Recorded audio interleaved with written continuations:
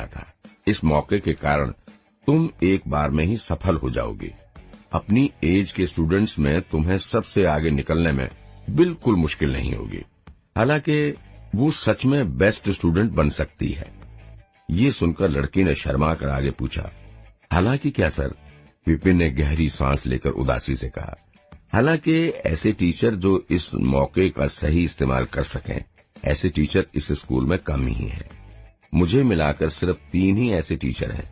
बाकी दोनों टीचर ने 3 साल पहले ही बच्चों का दाखिला लेना बंद कर दिया था। इसलिए तुम्हारी सिफारिश करना तो मेरे लिए भी मुश्किल है। दाखिला लेना बंद कर दिया है। लड़की को लगा था चलो कुछ तो अच्छा होगा, पर ये सुनकर वो उदास हो गई। फिर अचानक कुछ याद आने पर बोली, वे दाखिला नहीं ले रहे हैं, पर सर आप तो ले रहे हैं ना? बिल्कुल ले रहा हूँ, बस एक बात है, जैसा कि तुम देख सकती हो, मुझे नाम शोहरत से कोई फर्क नहीं पड़ता और मेरे पास कोई फालतू टाइम नहीं है। फिर अपने चेहरे पर जिद्दीपन लाते हुए वो आगे बोला, अगर स्टूडेंट असली हीरा नहीं है तो मैं उसे दाखिला नहीं देता। चाहे कुछ भी हो, स्टूडेंट के टैलेंटेड होने पर ही मैं उसे अपनी क्लास में जगह देता हूँ। इससे पहले कि विपिन की बात खत्म हो, लड़की हाथ जोड़कर बोली, मैं जानती हूँ सर, आप महान हैं। प्लीज मुझे अपना स्टूडेंट बना लें। मैं पूरी मेहनत से ट्रेनिंग करूंगी और आपको कभी शर्मिंदा नहीं करूंगी।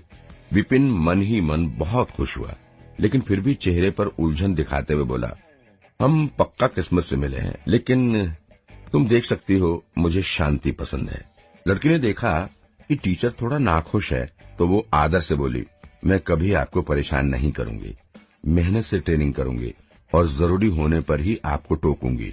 विपिन ने कहा, मेरे पास बहुत ज्यादा स्टूडेंट्स नहीं हैं, इसलिए बाकी टीचरों के मुकाबले मेरे पास ज्यादा साधन भी नहीं है और हो सकता है बाकी के स्टूडेंट्स तुम्हारा मजाक उड़ाएं। लड़की हिचकिचाई, साधन नहीं है? मैंने तो सुना था साधन ट्रेनिंग के लिए बहुत जरूरी है। टीचर के पास कितने स्टूडेंट्स हैं, वे कितने होशियार हैं और भी कई सारी चीजों का ध्यान में रखकर ही स्कूल टीचर्स को साधन देता है। बिना अच्छे साधनों के ट्रेनिंग में सुधार करना मुश्किल है। मैंने तो बस तुम्हें परखने के लिए ऐसा कहा। अब क्योंकि तुमने फैसला ले ही लिया है और तुम आदर से मुझे अपना टीचर मान ही रही हो, तो ठीक है, मैं तुम्हें अपना स्टूडेंट बना लेता हूँ। उसने देखा लड़की फिर से पीछे हट रही है।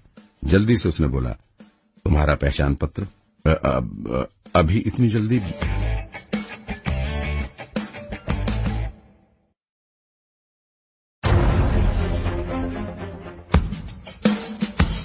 टीचर को एकदम से बदलता देख लड़की हैरान रह गई। हैरानी से उसने विपिन का टोकन लिया, जिस पर विपिन का पहचान चिन्ह था। वो सोच ही रही थी कि हाँ करे या ना करे कि अचानक टीचर ने हाथ पकड़ा और खंजर से एक कट लगाया। खून की एक बूंद टोकन पर गिरी और चिंग, एक चिंगारी आई। आह! लड़की हैरान रह गई। टीचर ने तो कहा था उसे सोचना पड़ेगा, उसे नाम और पैसों से कोई फर्क नहीं पड़ता, फिर सारे काम इतनी जल्दी में क्यों कर रहे हैं? और खंजर भी तैयार ही था पहले से।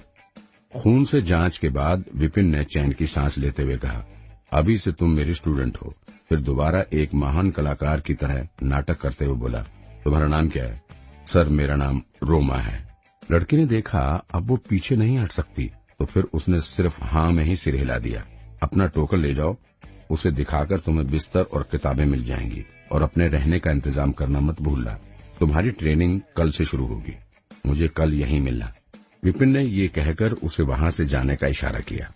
ठीक है सर, कहकर रोमा चली गई। मैंने एक स्टूडेंट तो बना ही लिया है। रोमा उसकी स्टूडेंट है, ये पक्का करने के बाद विपिन ने चैन की सांस ली और मुस्कुराया।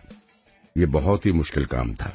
अगर उसने इंटरनेट से एक्टिंग और बातें बनाना ना सीखा होता तो आज एक भी स्टूडेंट को उसकी क्लास लेने के लिए मनाना मुश्किल था। अब एक स्टूडेंट की वजह से वो कम से कम स्कूल से बाहर तो नहीं निकाला जाएगा। एक मुसीबत तो टली। विपिन ने राहत की सांस ली। विपिन ने महसूस किया कि उसका दिल हल्का हो रहा है, जैसे एक बोझ कम हो गया हो। अगले ही मिनट उसे लगा उसकी आत्मा को शांति मिल गई। उसके दिमाग से डर और स्टूडेंट ना बना पाने का मलाल धीरे धीरे कम होता लगा। शांत, अब मैं तुम्हारे शरीर में हूँ, मैं इसका पूरा ध्यान रखूंगा और तुम्हारी जगह आराम से जीऊंगा।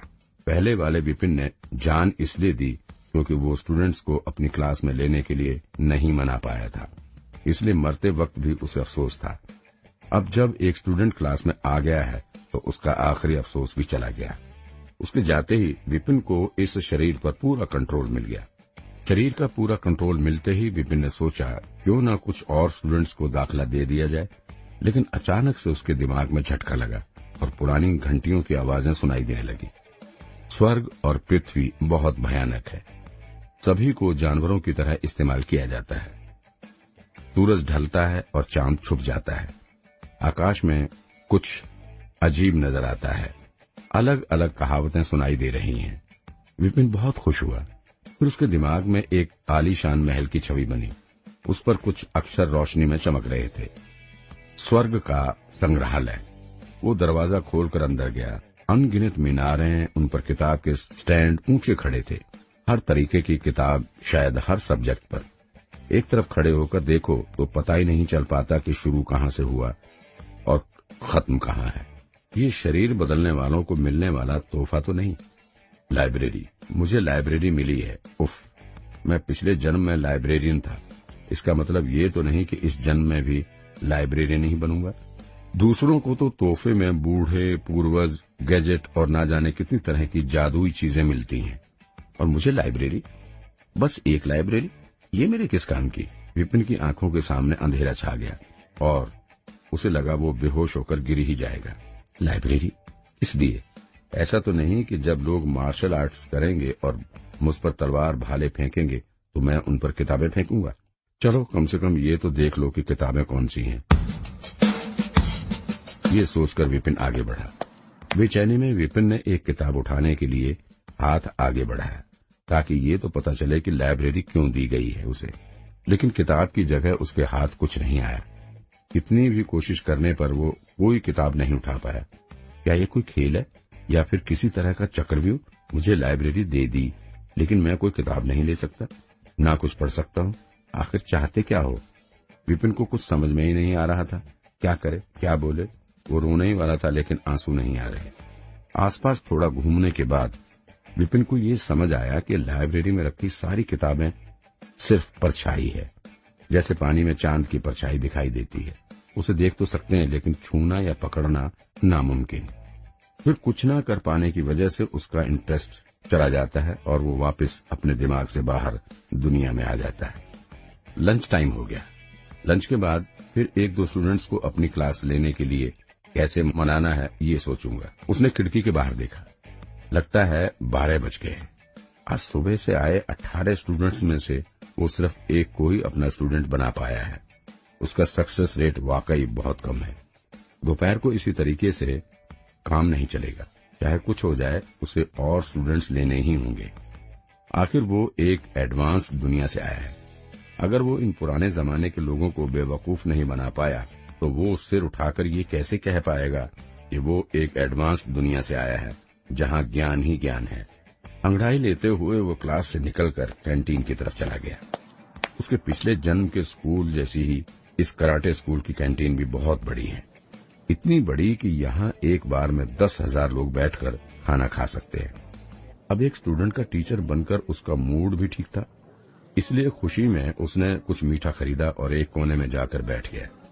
खाना टेस्ट में अच्छा था। अरे, ये तो विपिन सर है ना।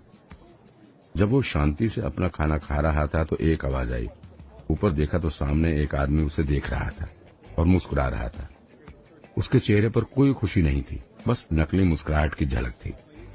रितेश सर? विपिन ने पूछा। रितेश का पूरा नाम रितेश भारद्वाज था। उसने विपिन के साथ ही इस स्कूल में पढ़ाना शुरू किया था। उसकी एक बुरी आदत थी, वो दूसरों को खुद से तोलता था और फिर उन्हें नीचा दिखाकर खुश होता था। पुराना विपिन उसकी इतनी बेइज्जती झेल नहीं पाया, इसलिए उसने आत्महत्या कर ली।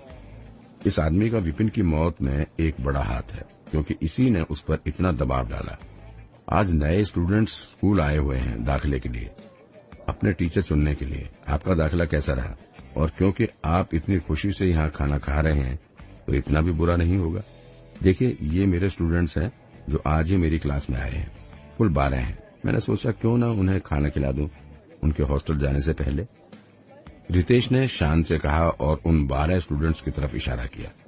अब तो कोई शक नहीं, ये यहाँ शेख बगैर नहीं आया है। विपिन और रितेश की कोई आपसी दुश्मनी नहीं थी, लेकिन क्योंकि दोनों एक ही टाइम स्कूल में आए थे तो उसके इस नोक झोंक से बचना लगभग मुश्किल था।